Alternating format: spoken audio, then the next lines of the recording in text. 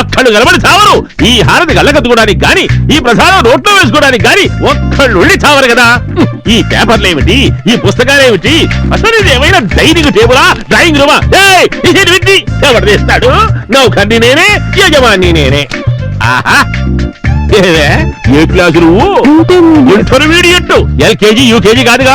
నా జీతం అంతా చాక్లెట్ రూపంలో నాకి పారేస్తున్నావు. పొద్దున్నే ఏ ఇడ్లీయో పెసరటో తిని చావచ్చు కదా. అద్దుకు చావు హారతి. ఆ చాక్లెట్ తింటే పురుగులు పడతాయిట. ఎవరో సినిమా యాక్టర్ చెప్పాడు. ఏది మీ అమ్మగారు గంట కొట్టగానే పూజ అయిపోయిందని కాఫీ దగ్గర తెలీదా? కాఫీ వచ్చేస్తున్నానండి. నిజంగా గిరీశం గారు చాలా గ్రేట్ నాన్న. ఈ రోజుల్లో చేయి దాటిపోయిన రూపాయి తిరిగి రావటం ఎంతో కష్టంగా ఉంటుంది. అలాంటిది గిరీశం గారు మనకి ఇచ్చిన మాట ప్రకారం ఇదిగో మన డబ్బులు మనకి ఇచ్చారు. జగన్మోహిని చూసావుంటే నా కష్టార్జితమే. అదే ఎక్కడికి పోతుంది? వాడెవడు వాడు? గిరీశం పుణ్యమాని నా డబ్బు, నా లక్ష్మీదేవి నా గడప తొక్కుకుంటూ లోపలికి వచ్చేసింది.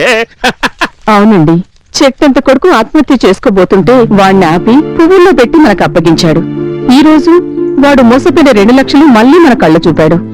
ఏ తల్లి కన్నబిడ్డో ఆ తల్లి కడుపు చల్లగా ఉండాలండి. లెక్క పెట్టావా? లెక్క పెట్టి చచ్చావా? నువ్వెందుకు లెక్క పెట్టావురా? నీకు అసలు చిన్నప్పటి నుంచి ఎక్కాలే వచ్చి చావు కదా. ఈ మధ్య ప్రతి కట్టకి 3-4 రోడ్లు నొక్కేస్తున్నారు వెధవలు.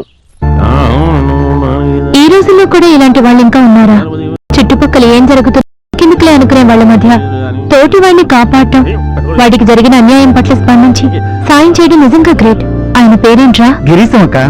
గిరీశం? భలే ఉంది పేరు. నీ స్కూటీకి డబ్బులు ఎలా కలిసి వచ్చాయి చూడు. అమ్మా, నువ్వు లక్ష్మీదేవే. ఆ లక్ష్మి నీకే, కంగారు పడకు. ఇస్తారే, ఎందుకు ఇవ్వరు? అడ్డే ఏం పంచుకుంటున్నారే మాటలు.